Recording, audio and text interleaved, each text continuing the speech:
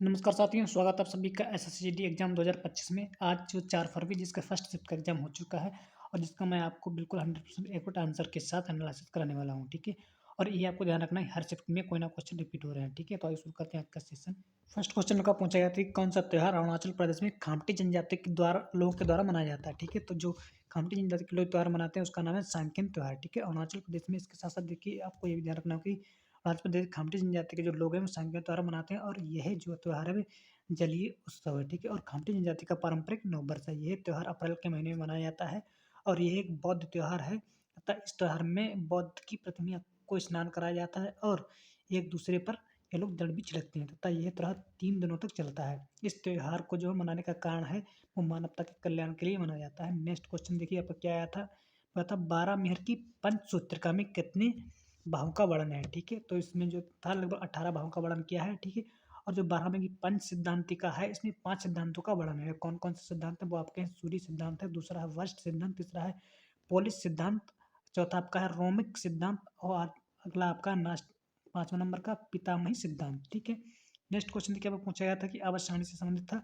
Mendeleev की आवाज सारणी किस पर आधारित थी, ठीक है। तो मेंडलीव की आवाज सारणी तो भी परमाणु द्रव्यमान पर आधारित थी, ठीक है। परमाणु द्रव्यमान के बढ़ते हुए क्रम पर आधारित थी, ठीक है। यानी कि जो परमाणु को जो उनके परमाणु क्रमांक द्रव्यमान की संख्या के आधार पर वर्गीकरण किया गया था, ठीक है। और उनको बढ़ती हुई संख्या के आधार पर लिखा गया, ठीक है। और जो मेंडलीव थे उन्हें उन्हें तत्वों को भौतिक व रासायनिक गुण एवं उनके परमाणु भार से जुड़े हुए थे, ठीक है। मेंडलीव को आवर्त सारणी का जनक भी कहा जाता है, ठीक है। इसके साथ आपको यह ध्यान रखना है कि आवर्त सारणी की खोज हेनरी मॉस्की ने की थी और आवर्त सारणी परमाणु क्रमांक के बढ़ते हुए क्रम पर आधारित थी, ठीक है। ये आपको ध्यान रखना है। आधुनिक आवर्त सारणी है उसकी खोज हेनरी ने की थी और जो आधुनिक आवर्त सारणी आपकी परमाणु क्रमांक के बढ़ते क्रम पर आधारित है। नेक्स्ट क्वेश्चन देखिए पूछा था, Mohiniyattam is classical dance of which state, Mohiniyattam जो है किस क्लासिकल नृत्य जो डांस है, ठीक है, वो किस राज्य से संबंधित है, ठीक है।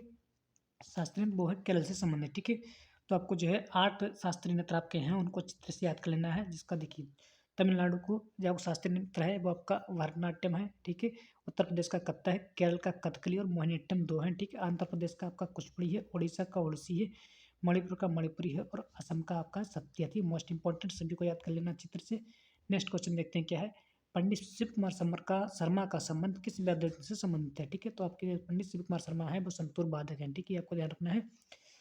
ओके, अब देखिए इसके साथ साथ आपको ये भी ध्यान रखना है कि अगले एग्जाम में पूछा जा सकता है। पंडित शिव कुमार शर्मा जी हैं, संतूर वादक थे और एक भारतीय शास्त्रीय संगीतकार थे।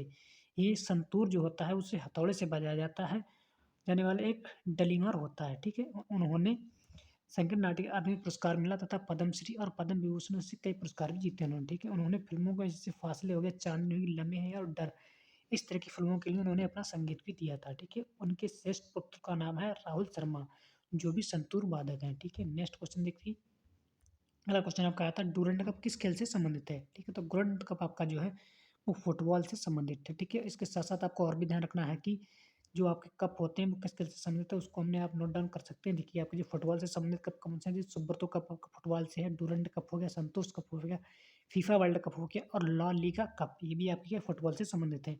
और बैडमिंटन से संबंधित कप अगर देखते हैं तो थॉमस कप हो गया, ओवर कप हो गया, यूरोपीय कप हो गया, मलेशिया कप हो गया और हरिला कप आपके क्या है, ये बैडमिंटन से संबंधित है, ठीक है। इसको आप नोट डाउन कर सकते हैं। नेक्स्ट देखिए आपके है हॉकी से यदि हम देखें तो क्या नेहरू कप आपका हॉकी से संबंधित है और ये आपका सुल्तान अजलान शाह कप आपका है हॉकी से संबंधित और सिंधिया गोल्ड कप ये भी आपका हॉकी से संबंधित है, ठीक है। टेनिस यदि देखते हैं तो स्क्वैथलिन कप आपका जो टेनिस से संबंधित है और टेनिस टेबल से, ठीक है, टेबल टेनिस और टेनिस से आपका संबंधित है अब डेविस कप, ठीक है। इस सभी को आपको चित्र से याद कर लेना है। और गोल्फ से यदि देखें तो आपका तो राइडर कप आपका गोल्फ से संबंधित है, सोलर हेम कप आपका गोल्फ से संबंधित और बाकर कप, ठीक है। और ये क्रिकेट के रूप में देखें तो एक तो आपका डेडर ट्रॉफी है क्रिकेट से संबंधित है, दिलीप ट्रॉफी भी क्रिकेट से है, ईरानी कप हो गया, एसिस कप हो गया, गावस्कर कप, सारे मोस्ट इंपॉर्टेंट, इनको तो बहुत ही अच्छी तरह से याद कर लेना और नोट डाउन कर लेना, ठीक है। नेक्स्ट क्वेश्चन आपका आया था भारत में हरित क्रांति के जनक एम एस स्वामीनाथन का निधन कब हुआ गया, तो उनका जो निधन हो गया था वो 28 दिसंबर 2023 को उनका निधन हुआ था।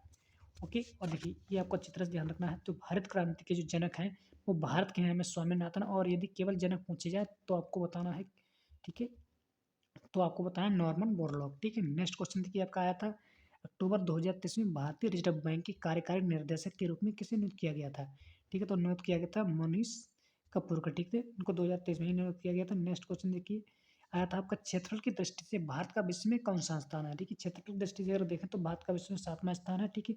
और भारत का जो कुल क्षेत्रफल है 32,87,263 वर्ग किलोमीटर है और यह दुनिया का लगभग 2% हिस्सा है, ठीक है?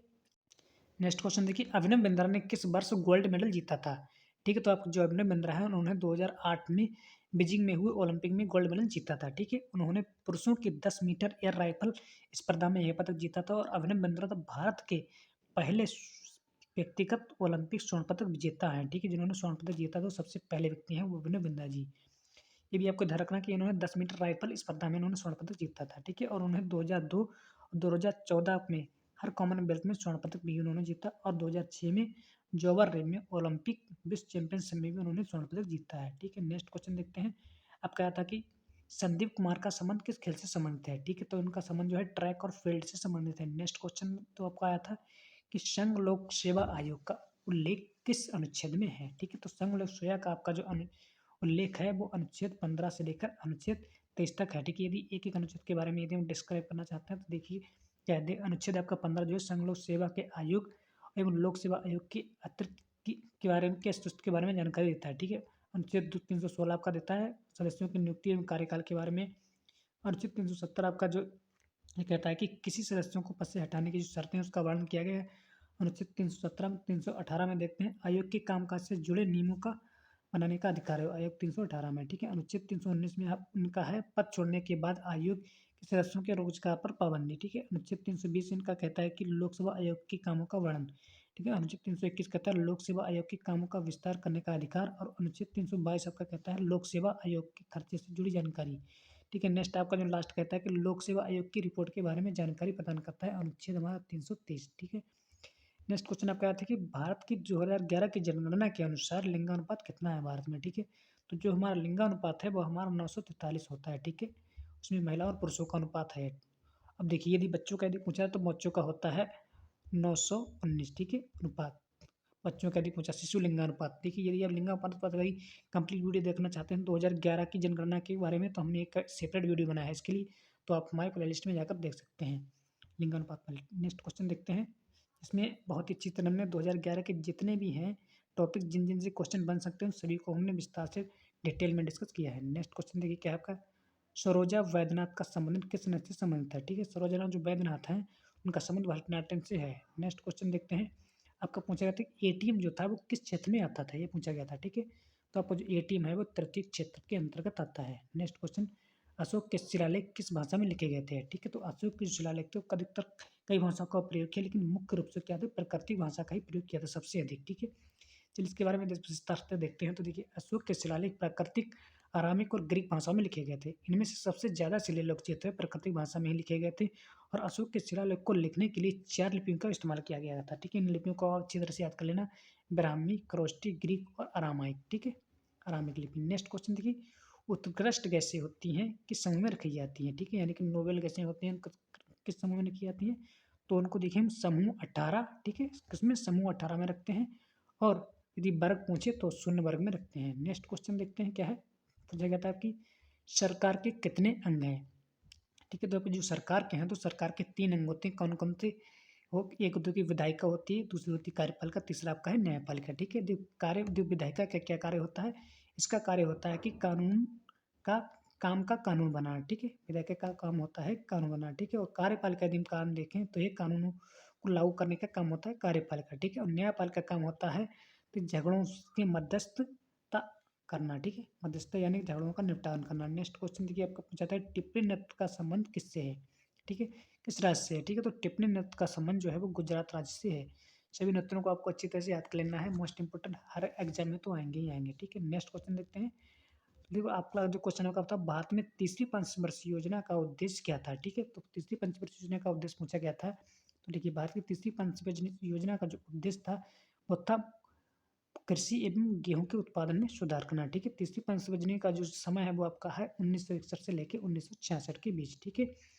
इसमें देखिए उन्होंने क्या-क्या उद्देश्य थे इसके, गेहूँ एवं कृषि एवं गेहूँ के उत्पादन में सुधार करना और रक्षा उद्योग एवं भारतीय सेना पर ध्यान केंद्रित करना, ठीक है?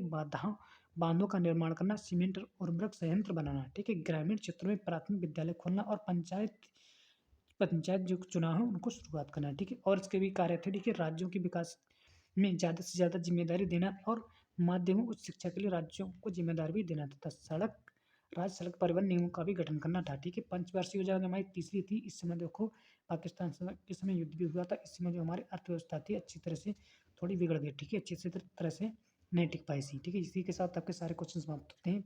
क्लास यदि अच्छी लगी तो वीडियो को लाइक करें, चैनल को सब्सक्राइब करें। धन्यवाद। जय हिंद, जय भारत।